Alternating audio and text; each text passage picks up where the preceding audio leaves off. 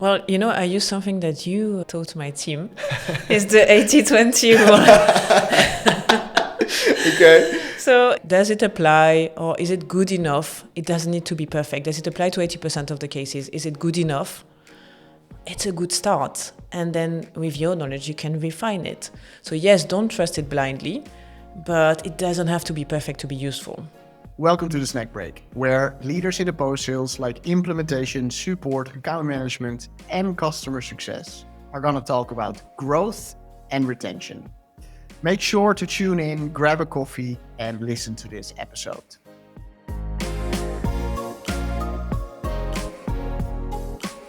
Today we're here with Emilie to actually think big, start small, and implement AI tomorrow. If you are not implementing AI today, then you are behind the curve. Make sure that you listen to today's episode and go home with 3 practical use cases you can copy tomorrow. Welcome to this episode, but Emilie, why should we listen to you about practical AI for leaders in customer success? Well, thanks for having me, Mick. And why listen to me? Well, I've been a CS leader for over 10 years now. I've seen it all in startups and scale-ups. I've built customer success departments. But actually, at heart, I'm an engineer. So I studied engineering, something related to computer science. And so that's why I'm passionate about both customer impact and efficiency. And so when AI, especially last year, became bigger and more functional, I found an opportunity to help our customers better, but also increase the efficiency of my team. So I've been playing with AI for over a year, and I hope that what I've learned will be useful for the people listening to the podcast. Yeah, I'm very happy that you actually took the time to be here, because last year a lot of fluff around AI, but practical use cases, practical implementations still very low level. Today we're going to talk about 3 of your favorite use cases, and we will also include some video recordings. So after this episode, you will definitely be able to copy everything that Emilie has built and make use of her engineering background. But Emilie, you have prepared 3 use cases, and which one are we going to start with? We're going to start with the one that probably a lot of people are already using, because I think it's also the simplest one. And that's also what I want to start with, is that this year of experimenting has been full of mistakes for me. And I'm hoping that by sharing my mistakes here today, I can help others not make these mistakes. And my biggest mistake was to try to start too big. So the first use case we're going to start with is going to be starting small. Nice. So we're going to start as small as possible, because you said if you think too big and if you start too big, you will just never start. Was that the thing? Exactly. So I had this idea of going into all our call transcripts and getting insights from it. And that's more complicated than you think when you have 2,000 call transcripts or more.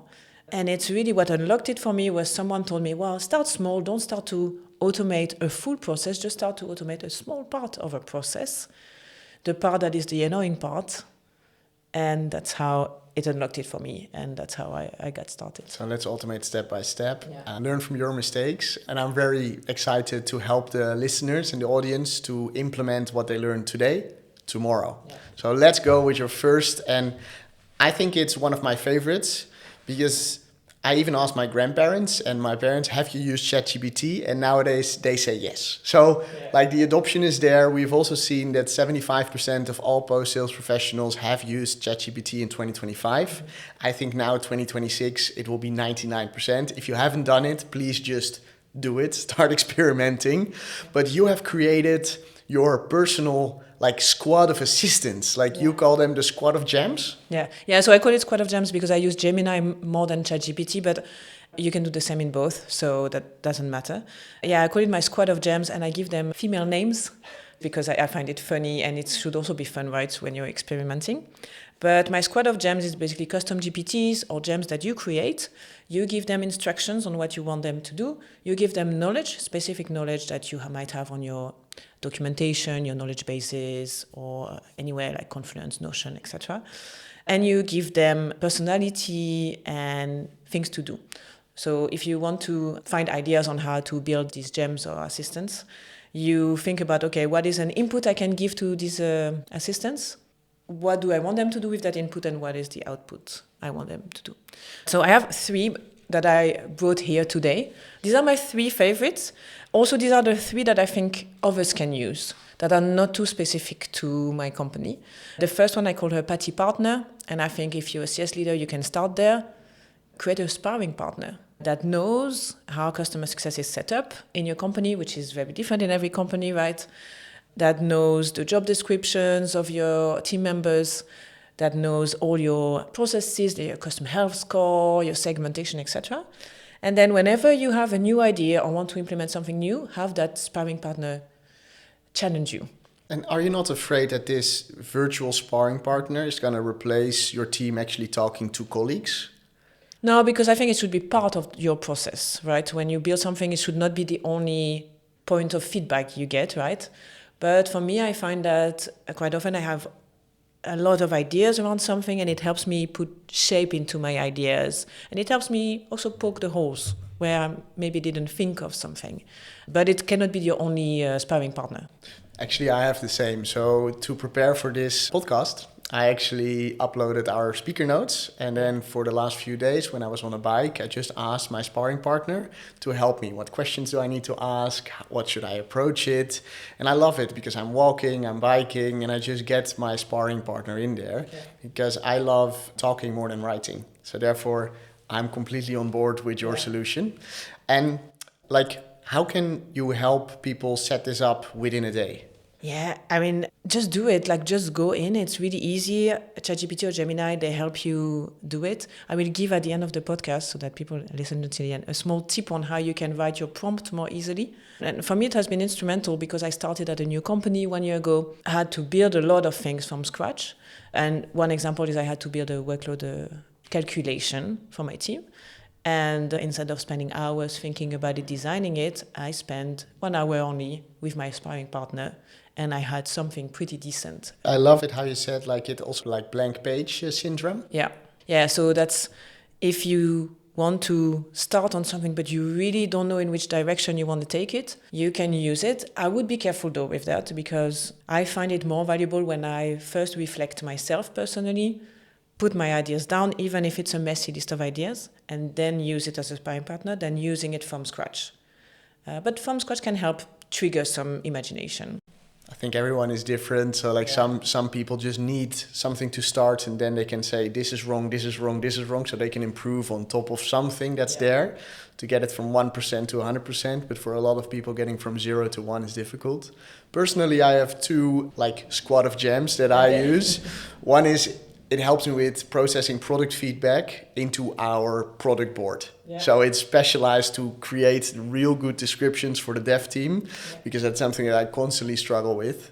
And the other one is actually to help me with creating success plans. So this is for a company. So I just want to say, in notes, we will include our AI report, because this includes a template on how to start a small hackathon with your team, and also what you need to do with the minimum set of governance to help your team start it. So you can download that in the footnotes. But let's talk about your other gems, because I love especially Fanny Feedback. Yeah. So Fanny Feedback, that's a gem more for my team members. And what this gem does is you give it a call transcript of a customer call. And based on the competencies I have defined for my team members, it's going to look at what they did well and what they could improve and give them feedback. And then the customer success manager can also talk to that gem and say, okay, this feedback is, I don't understand it, or can you summarize it maybe a bit more? What is the most important one?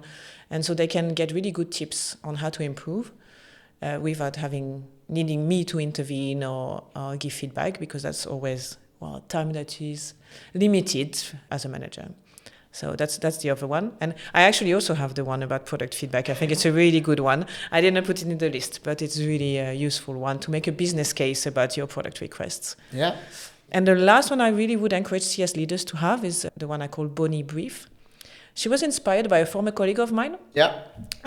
Do we need to give credit here? Yeah, okay. I'm going to give credit to Suzanne de Bruyne, because she was inspired by her. What Suzanne did really well, I thought, was to create really clear project briefs when she gave a project to one of her team members. And while writing a good project brief can be a bit daunting, and so this gem helps you write a project brief. You just give it, hey, this is the project I want to work on, and it's going to ask you a set of questions. And by the end, you have a very clear project brief. Nice. And since this episode or this podcast is all about practical, so how can people start doing this tomorrow? As I said earlier, think about what is one small thing where you could use an automation, and think about what do you want to give it, the input, what do you want the assistant to do with, and what do you want as an output. And maybe brainstorm with your team. You mentioned an AI hackathon. We did that with my team of customer success managers. We sat down and we thought, where are the places where we could improve, whether it's about efficiency, whether it's about delivering more values to your customers. And if you really don't have any ideas, just steal the ones we just discussed. Yeah, like in the end, I love your approach with like the input, action, and then the output. Yeah. And personally, with the teams I'm working on, we are trying to get to 80% busy work and 20% innovation, because we're just not keeping up with the progress. Like all the practical AI tools that are out there, people are stuck and we think we need to move mountains, but it's all about starting and freeing up time to start experimenting in a safe way. Like that's the governance template that I would recommend. But I love this use case. Personally, I believe that your second use case is even better. Like enablement is something that I've been struggling with all the teams that I've been working. And my first career was in do-it-yourself video. And that was like my second job, but that was a while ago. And there I learned that some people read, other people watch, other people listen. And if you can combine all of that together, it's stuck better. So if you want to be memorable, you need to not read, not listen, not watch. You need to combine it all. Yeah. And that's this. Yeah, and it's a tool that probably everybody has access to if they use Google Workspace. So that's called the NotebookLM. And this tool, I find it very valuable because, as you said, as a CS leader, you need to enable your teams, but you don't have time. You're usually an enablement team of one. You have to do that on the side. If you're lucky to have a sales enablement team, well, they are focused on sales, usually. So, yeah, how can you do this? And how can you also cater to the different learning types, as you said? And so that's with NotebookLM. The advantage of NotebookLM is that it doesn't go search for things outside over the web. You just give it the input. So let's imagine you need to train your team on a new product feature. You give input that the product team gave you. It can be unstructured. It can be a documentation, one knowledge-based article. And NotebookLM can transform it into a podcast, an infographic, slides, an FAQ, whatever. I think they keep adding new options all the time. When I first started with it, it was mostly the podcast option, but now it transforms it into videos also. And so that's great. And you can, from a very long technical documentation, make a 2-minute video that will teach your team about this new product feature. And so that has been game-changing. Yeah, like personally, I don't do this yet, but I'm an interim manager right now and we're hiring at least one person a month. We go to multiple regions. This is a challenge. I hope that everyone does 80% the same and 20% innovate, but I know that everyone still does something different purely because they didn't go over our Notion pages or over our Miro boards. So I love the quiz element and the slide decks and the FAQs, and really like this is the enablement trick of the year. Yeah, and I think if you're onboarding, you probably have seen that in many onboardings, you have these long articles to read. It can be a bit boring. With NotebookLM, you can transform that into a podcast, and it's even a podcast where you can stop and ask questions and then they answer back to you. So it's really also makes it fun. Yeah, so instead of checking boxes and very little memory, it's actually really there to stick. Yeah, exactly. And also, I mean, now we're talking about enablement. But actually, what I've used it for also is to create slide decks about my plan. When I wanted to present my plan for this year to my team, I can create slide decks manually, it takes time. But with NotebookLM, it creates really rather beautiful slide decks that don't need too much adjustments. And it even put a bit of a story around climbing a mountain together. Well, wait. Can it create slide decks? Yeah, it can create slide decks. So finally, I have a tool, an alternative for Gamma that creates slide decks? Well, the only pitfall here is that it creates a PDF. Okay. So what I do is that you have these tools that transform PDFs into PowerPoints. And so there's a bit of like a formatting, adjusting to do afterwards. But it does create quite nice slides. You can even tell it which colors to use so it matches your branding. And have you seen that instead of forcing people to read, and you give this like multi-touch or like audio, video, quiz, like what was the biggest change you've seen with your team and their enablement? Yeah, so we've done actually an enablement project for the whole sales department. So that includes customer success. And so what we did is that we used these different modalities of learning to teach them about a new offering that we have. And so they had to prepare by watching some videos, by answering quizzes, but we also had live sessions where we practiced, because it's good to learn, but then it's good to put in practice. And so having this blended learning, mixed learning, that really is helping people to promote this new offering to our customers and prospects. Nice. And do you also use, and this is another use case, but do you use any coaching? So do you do video recording and then do you use coaching for that? Like you mean coaching on customer calls? Yes. Yeah, so we have Gong for that. Okay.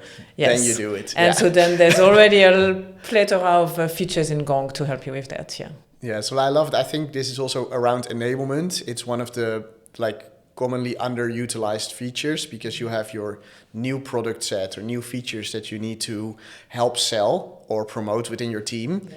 And then actually just ask your sales analytics tool, your Gong or your alternative. You can search on keywords and then you can match your enablement versus actual calls.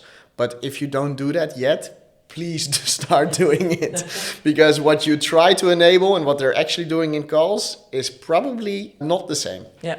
Yeah, and talking about Gong, and I'm sure other tools also have that, you can even create scorecards and use AI in Gong to evaluate based on the scorecard, so you don't even have to do it yourself. The automated coaching, yes. We're almost there. Yeah.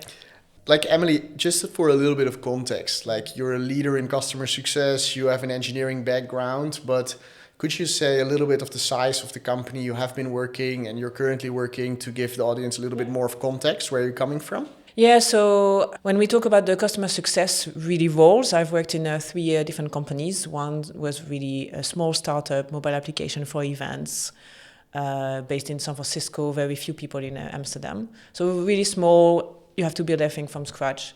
Then I worked for 8 years at Sana Commerce. It's a B2B e-commerce company where I was asked to build the customer success department in a company that was already existing. And there, I mean, it varied, but it's about 500-600 employees across the globe. So that's also a very scattered team with 20 people in the customer success department.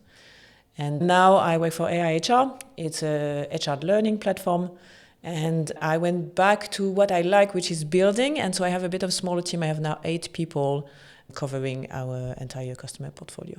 And before we go into the like your third favorite use case, like if you are a upcoming leader and you can start in 2026 with setting up, what's the one thing you believe should be on top of their whiteboard around practical AI? I think it's 2 things. I think it's going to touch upon the third one, the third use case, which is that, yes, you have ChatGPT, Gemini, but you already have some other tools. And these tools are also developing AI features. So look into that, and we're going to talk a bit more about it. And then the other thing, we touched upon it a bit earlier, which is give the time and space for your people to experiment. So we talked about an AI hackathon. What we also do is that every 2 weeks we have an AI power hour. Wow, power hour. Yeah, so it's scheduled in everyone's agenda. Anyone can do what they want with AI, but it's there. It's 1 hour where you can experiment, try things.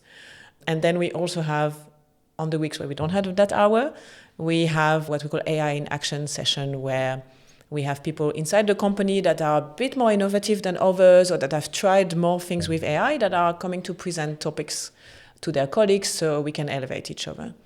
So use the tools you have, create the space for innovation. So like, actually, if you say on top of the whiteboard, start small, start with what you already have, but I just really want to help people start experimenting.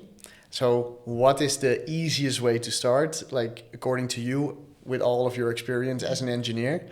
Yeah, what's your third use case? Yes. So my third use case is you have tools. You have Gong or similar tools. You have a CRM. We have a HubSpot. You have also your documentation, and maybe you have Atlassian and Confluence there. And well, all these tools, they are also embracing AI, and they are developing new AI features every day. I think every time I go back into Gong, I'm like, oh, there's something new again that I haven't tested. Even ChatGPT, Gemini, look at what you have. And why is it valuable to look at them is because all the knowledge of your company on your customers, on your processes, it's all in there already. So these tools know way more about your company and your roles and your customers than ChatGPT and Gemini. Yeah. So, and like personally, I believe that software is becoming a commodity and your domain knowledge is your moat and your data is there. So those CRMs, it's part of your data. Please leverage it, make use of it, embrace change. Change is only going to go faster and faster and faster. So how can you empower people and also team members to start using the AI tools in their CRMs or in their tools? Because yesterday they had a workflow and tomorrow people are just really keen on doing the same they did yesterday. I believe everyone that says they love change is lying. They're just really good at battling with their own chemistry. Yeah, okay. I see what you mean. I think for me, one thing is that you as a leader need to lead by example. So you need to show that you take this seriously and that you are trying things, that you are innovating yourself. Yeah. So it can emulate your team to do the same. And as we said earlier, it's also about giving them the time, making time in their agenda so they can play. And then the last thing we do is we recognize a lot the colleagues who are innovating with AI in front of the rest of the team, and that also help so to motivate people. I know your company culture a little bit. Yeah. Is there already an AI innovation award? Not yet. Not yet. But yeah, I wouldn't be surprised if at some point we have one. But we also, because now we are embedding AI into really the culture, into the performance evaluations, we already have awards for performance and culture. And so if you do something around AI, it's more likely you're also going to be nominated for these. And so with this very zero friction implementation, like I just constantly have my team saying, yeah, I just don't trust the answers, or they're not good enough. I know better. Like, for example, in those CRMs, like people just really doubt and they question. So how do you battle that uncertainty? Yeah, well, I use something that you taught my team. It's the 80-20 rule. Okay. So is it like, does it apply or is it good enough? It doesn't need to be perfect. Does it apply to 80% of the cases? Is it good enough? It's a good start. And then with your knowledge, you can refine it. So yes, don't trust it blindly, but it doesn't have to be perfect to be useful. I like it because I just wrote another newsletter about this. Like, why do we trust messy humans, but can automations and bots make zero mistakes? Yeah. And I think this is a very big problem. We just need to accept like minor problems and iterate and improve over time. But if a person sends a wrong email or if a person does a wrong copy, it's like, it can happen. But if AI features make a problem, shit, we're not going to use it anymore. Like the psychology of this, I'm very interested. So if anyone has a book tip for me, please let me know, but I would love to read it. But let's going back to the examples, like how can you leverage HubSpot Breeze, for example? Yeah, HubSpot Breeze. So what we do with HubSpot, we have HubSpot and Gong sync with each other. So we have Gong calls, highlights coming into HubSpot. And well, I think CS leaders will recognize the struggle of good handovers from sales. What I built in HubSpot, and I want to say also maybe just a small break, is that we talked about my engineering background. You don't need to have an engineering background or be an engineer to do any of these things, right? It is super simple. So with HubSpot Breeze, all you need to do from your RevOps team is that they give you access to it. Yeah. Once you have that, you can do it yourself. I created an assistant with Breeze that is going to read all the notes that are on the account and create a handover note from sales to CS. So this solves the problems of bad quality handovers. Yeah, and so we said it, right? The note is not perfect, but now, instead of asking the salesperson writing a really extensive note and answering 10 questions that the CSM wants to know, the Breeze Assistant does it for them, and all the salesperson has to do is to review it and maybe do some small tweaks because maybe the tool missed something or something they discussed was not in a call or written somewhere. But yeah, that's all they need to do. They don't need to spend time writing this extensive note. And who owns the handover right now? It's the salesperson. So the salesperson still owns it. So the salesperson needs to check the quality. Exactly. But it's 90% automated. Yeah. I think this is the dream of all CSMs, always complaining about like bad quality handovers. Yeah. Like I also like Staircase AI, like in the Gainside product, where they really help you with creating the playbooks, creating the emails, the prescriptive analysis. But you also have examples of how you leverage in Atlassian. Like how do you do that? Yeah, so Atlassian has a tool called Rovo, and you can also build assistants in Rovo. And the way I leverage it for now is that I built an onboarding assistant for my new CSMs. I had to hire a lot of people end of last year and onboard them.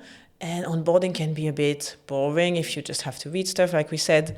But this assistant, it allows the person to ask questions about certain topic if they didn't understand them or if something is not clear. And then it goes and searches into your documentation. Yeah.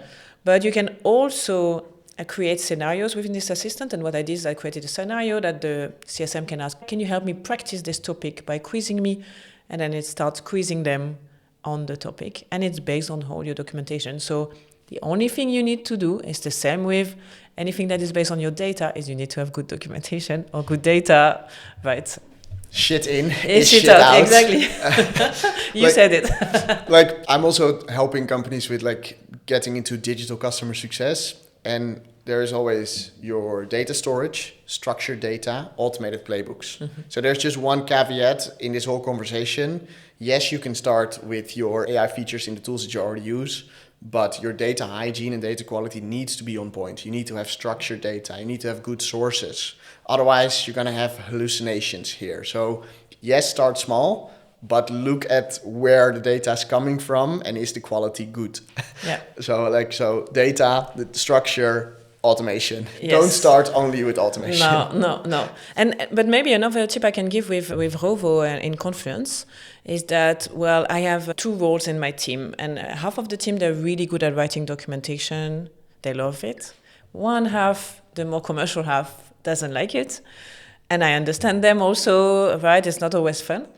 Well, now with Rovo, you can give it a call transcript and it's going to spin out a Confluence page for you. So since we are onboarding a lot of new people and I have some of my more senior colleagues giving them training, I'm telling them, record the training, then upload the transcript, and here we go. We have our documentation, and then we can use that later when the person needs to go back to it and reread it. And so that you can do a lot also with this Rovo feature. And that doesn't require any setting up. Is just create page, add transcript. That's it. Nice. And so I don't know if you know, but this podcast is called like the post-sales podcast. But like the other working title was actually the success sauce. And now we're going at your secrets or like your secret sauce. Like that, it was just too difficult to make it work. So we simplified it, but I love it that it's coming back. So like, what's your bonus or what do you want to give away to our audience? Yeah, so if I have 2 a bit secret sauces. The one is that if you've already tried everything I've mentioned, there's a next thing you can try that might sound a bit more daunting, but it's actually not that complicated, is to look at AI agents. And what I've done is look at Zapier and Google Studio. And what they have is that they already have templates. So you don't have to start from scratch. You can get inspiration from these templates. One good one that we are testing right now is this a way to auto-reply to emails in Gmail. So it creates a draft for you, and then you just have to review the draft and hit send. Same, it doesn't require RevOps. You can do it yourself. So I would say that's maybe the next thing to investigate. But the best secret sauce is the tool I use to write my prompts. So I don't write by prompts myself. I don't spend hours thinking, okay, no. There are two tools there. One I like to use is Prompt Cowboy. Yeah. So you just say, okay, this is what I want to do. And it spins out a beautiful prompt. And there's another one I want to give a shout out to because one of my colleagues is working on that one. It's called Pretty Prompt. Pretty Prompt. Exactly. To make pretty prompts. So yeah, there are also these tools that can just help you write your prompt in the first place if you're struggling with that. And you can also ask ChatGPT and Gemini to help you refine your prompt. That's also something you can do.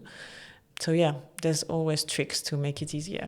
And let's dive a little bit deeper and I'll let you pick. So either we're going to ask some questions about how a senior leader in a traditional organization can leverage everything you say, or it's a junior leader at the company that's struggling for time. Mm-hmm. So which use case are we gonna go in a little bit? So funnily, I don't think there's going to be a big difference. It's not your seniority that's going to make a difference. No, it's more the traditional company. It's way more change management. Yeah. And the junior or startup company, it's like fighting time. Yeah. Like how much time a week do you invest in both change management and in all these innovations of implementing AI? Yeah. Not enough. That's the answer. Well, what I try to do, so I work also part-time, right? I work 4 days a week, so that's already limiting my time. But I try to block a full day every week. That's quite crazy, but I try to have that where I don't have meetings.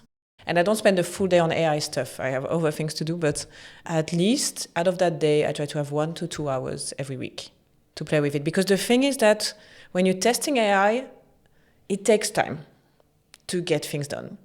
Once you're a bit more used to it, you can duplicate things you've already done, but the first times you're going to test and it's not going to be great what comes out, and you're going to need to refine it. So you need that time. So I would say 1 to 2 hours a week is the minimum. So I personally try to help my teams to say, okay, 80% is work, 20% is innovation. But then there's always, yes, but it hurts my KPIs, it hurts my metrics, I'm letting this customer wait a little bit longer.